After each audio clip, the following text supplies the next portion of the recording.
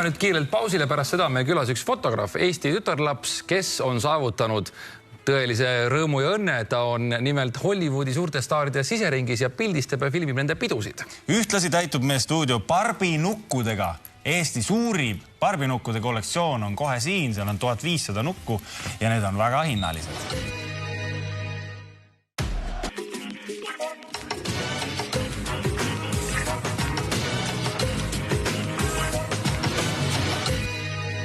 Tere tulemast tagasi, head sõbrad. Meil on nüüd külas Eesti neiu, kes ma arvan, et on elanud enamike eestlaste silmis täiuslikku elu ja saavutanud tõelise tipptaseme. Nimelt on ta aega veetmas ja siseringi pääsenud väga paljude Hollywoodi kuulsustega.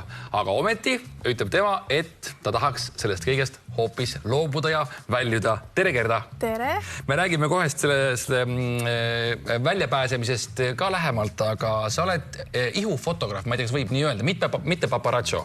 See tuleb selgeks teha, et sa oled inimene, kes kutsutakse pildistama ja lähed rõõmuga ja pildistad ja filmid ja siis ma saan aru, et tuntud inimeste erapidusid ja muidu eluolu. Jah, ma loon kunsti, et see on küll foto ja video, kui eestlasele öelda fotograaf, lihtsalt siis tekib võib-olla mingisugune teine arusaam või nägemus, aga ma pigem loon kunsti ja seepärast mulle antigi nii vabad käed ja sain luua seda, mida ma ise tahtsin.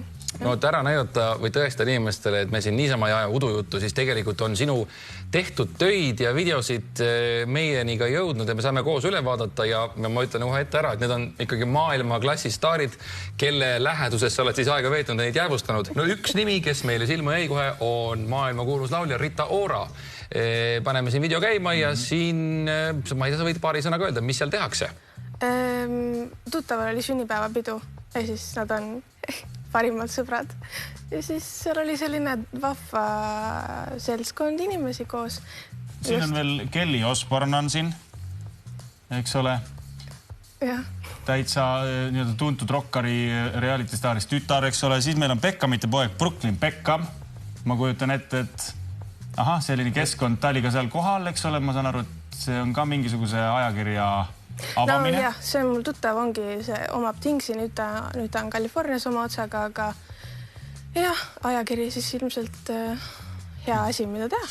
Siin on meil ka One Directioni laulja Liam Payne või Liam, nii täitsa olemas. Siis on Lucien Laviscont, äkki, Emily in Paris, kuulus staar, Pireti üks lemmikmehi ja Briti top-modelli osalejad oled sa ka. Täpselt, need on sinu kaadrid, sa oled neid siis filminud niimoodi.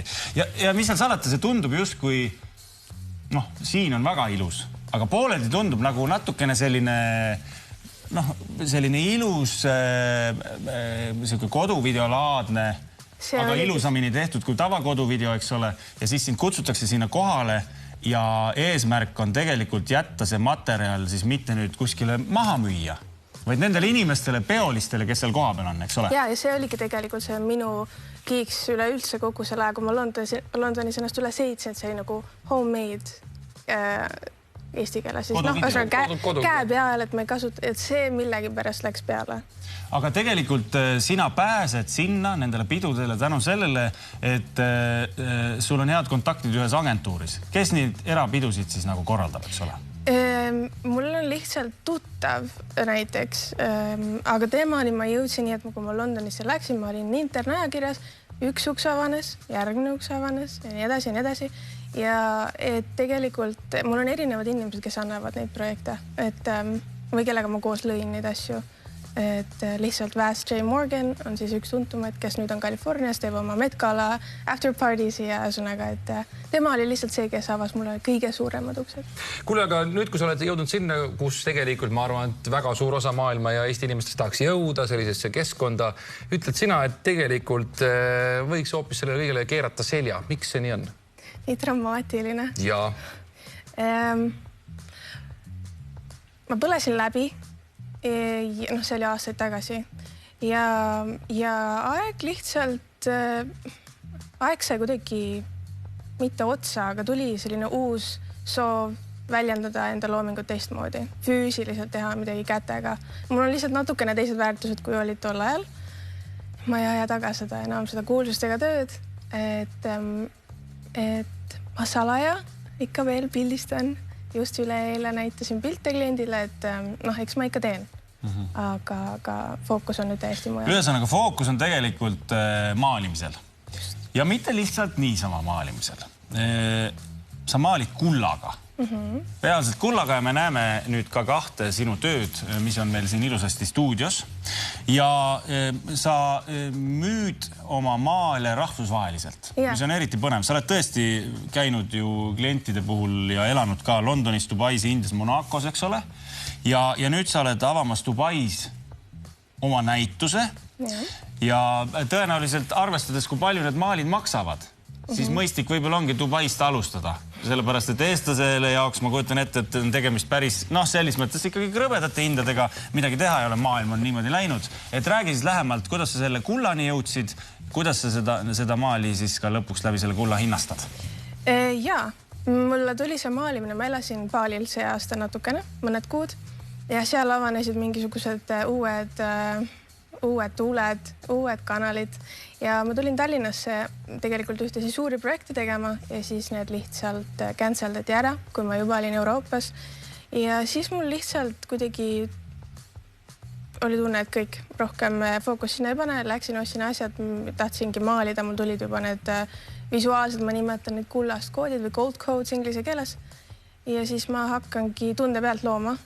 Ja kui te nüüd palute mul seletada, mis nagu igal maalil on, ma ei oska seda sõnadesse panna, et need inimesed, kes on neid näinud, neil tekib kohe tunne ja tekibki täpselt see tunne, mille pealt mina neid lõin. Mis summa siis välja käima peab, kui peaks? No näiteks need samad maalid, kui rahakotirauad, kui avanenud peavad olema? No see on hästi erinev iga maali puhul, aga miinimum on 50 000.